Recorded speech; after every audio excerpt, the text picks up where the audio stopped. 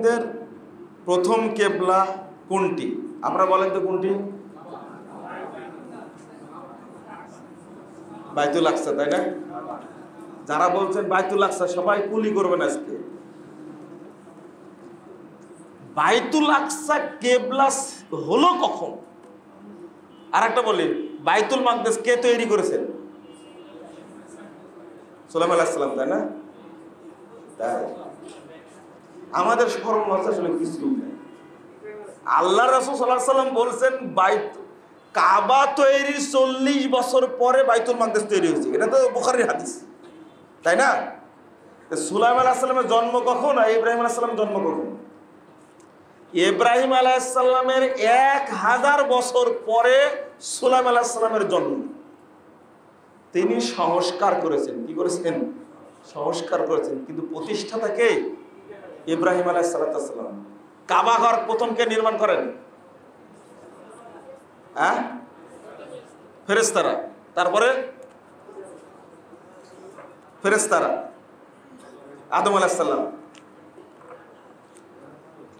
ইমাম ইবনে কাসির কত যুগ আগে বলে গেছেন এই ঘটনাগুলো ইসরাইলি বর্ণনা, লা আসলালাহ, এগুলোর কোনো ভিত্তি নাই।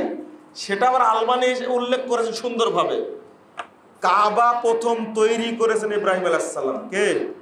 ইব্রাহিম আলাইহিস সালাম। এরপরে পূর্বে কাবা ছিল না। তাহলে প্রথম কেবলা, শেষ কেবলা, এটা হলো কাবা। কি? কাবা।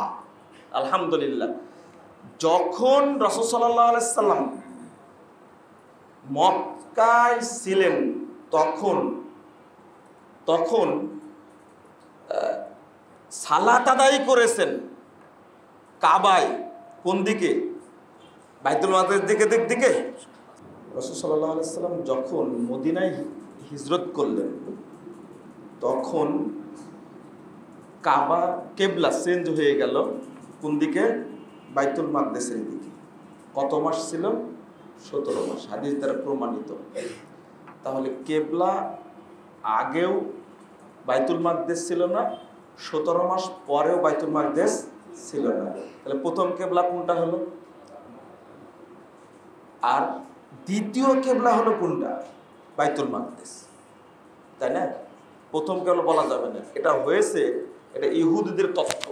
ইহুদিরা দাবি করে নবী মুহাম্মদ সাল্লাল্লাহু আলাইহি সাল্লামের পূর্বে পৃথিবীর সকল নবীর কেবলা ছিল কোনটা?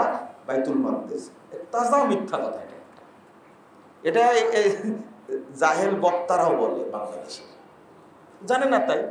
অথচ কাবা সম্পর্কে আল্লাহ কি বলেছেন?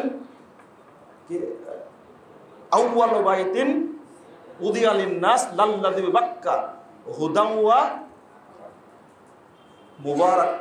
মুবারাকান ওয়া হুদাল লিল আলামিন।